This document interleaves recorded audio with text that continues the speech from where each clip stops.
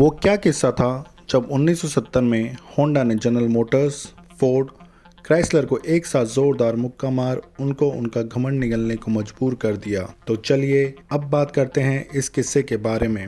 यह वो समय था जब दशकों से यूएस के बहुत सारे शहरों का जानलेवा स्मोक से दम घुट रहा था। इनके 3 बड़े कारण थे: व्हीकल पोल्यूशन, फैक्ट्री एमिशन, कोल बर्निंग पावर प्लांट्स। तो दिसंबर 1970 में यूएस गवर्नमेंट पास करती है एक bill, clean air act of 1970, और कार मैन्युफैक्चरर्स के लिए नियम लागू कर देती है कि अब गाड़ियों को 90% एमिशन कम करना होगा, और समय सीमा देती है 1975 तक की।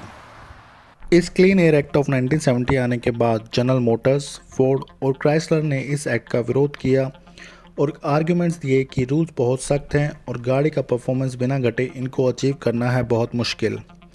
हद तो तब हो गई जब मोटर व्हीकल मैन्युफैक्चरर एसोसिएशन ने लीगली कोर्ट में जाकर इसके खिलाफ आवाज़ उठाई और पॉलिटिकल सहयोग से टाइमलाइंस में डिले लाने की हर एक मुमकिन कोशिश की। अपने रुतबे और पॉलिटिकल कनेक्शंस के बावजूद इन कार निर्माताओं को एनवायरमेंटल प्रोटेक्शन एजेंसी EPA ने स्टैंडर्ड्स में कोई ढील नहीं दी, पर हाँ कुछ टेम्परेरी डिलेस के लिए राज़ी हो गई। अब समय था इनोवेशंस का और पिक्चर में आता है कैटालिटिक कन्वर्टर, जो लैब्स में 1960 में ही वर्किंग मॉडल का रूप ले चुका था। पर इसकी भी कुछ लिमिटेशंस थी, जैसे उस टाइम फ्यूल में यूज़ होने वाला लेड कैटालिटिक कन्वर्टर में कैटलिस्ट को ही बर्बाद कर देता है। अगर कार्स में कैटालिटिक कन्वर्टर यूज़ करना है तो फ्यूल को लेड फ्री बनाना होगा। 1971 से 1973 के पीरियड में इन कार जायंट्स ने कैटालिटिक कन्वर्टर में अब हैवी इन्वेस्टमेंट शुरू कर दी थी। जब American car manufacturer legal fight के लिए अपने लॉयर्स को पे करने में ज़्यादातर पैसे खर्च कर रहे थे, वहीं मीलों दूर जापान में सोइचिरो होंडा अपने इंजीनियर्स के साथ एक छोटी सी लैब में खुद को इसका सोल्यूशन निकालने के लिए बंद कर चुके थे। इस समय होंडा 2 व्हीलर्स में एक अच्छी कंपनी थी, पर USA में उन्होंने N600 जैसी छोटी छोटी कार के साथ एंट्री की थी।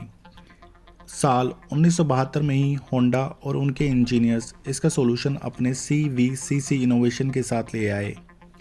जब सोइचिरो होंडा ने एमिशन क्राइसिस से बचाने के लिए अपने इनोवेशन की घोषणा अमेरिका में की, तो जनरल मोटर्स, फोर्ड और क्राइसलर ने इसको नकार दिया, और 1973 में रिचर्ड जस्टनबर्ग, जनरल मोटर्स के CEO, ने कहा यह टेक्नोलॉजी शायद किसी छोटे खिलौने जैसी मोटरसाइकिल इंजन पर चल जाए, लेकिन जनरल मोटर्स के बड़े पावरफुल कार इंजन्स के सामने इसका कोई चांस ही नहीं है।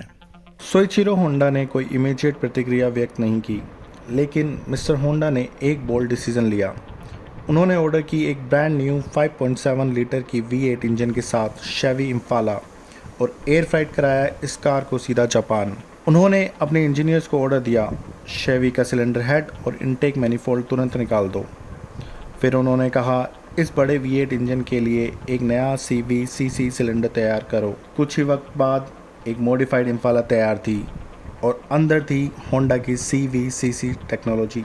और फिर होंडा ने कुछ ऐसा किया जो पूरी अमेरिकन ऑटो इंडस्ट्री को सरप्राइज करने वाला था। उन्होंने वो कार सीधा वापस अमेरिका भेज दी और उसकी keys directly EPA testing facility Ann Arbor, Michigan को हैंड ओवर कर दी। अब फैसला करना था EPA को। EPA ने एमिशन टेस्ट किए और पाया कि होंडा की मॉडिफाइड शेवी इम्फाला एमिशन रूल्स मेट करती है और साथ ही परफॉर्मेंस में कोई गिरावट नहीं है, बल्कि माइलेज में 30% इजाफा है। अब सोइचिरो होंडा ने कहा जब भी US गवर्नमेंट नए एमिशन स्टैंडर्ड्स पास करती है, हम 50 नए इंजीनियर्स हायर करते हैं और GM 50 नए लॉयर्स।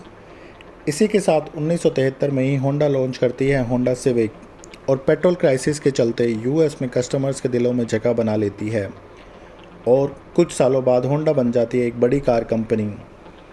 अब लेते हैं विदा। अगर आपको ये वीडियो अच्छी लगी हो तो सब्सक्राइब, लाइक, कमेंट और शेयर करना ना भूलें। धन्यवाद।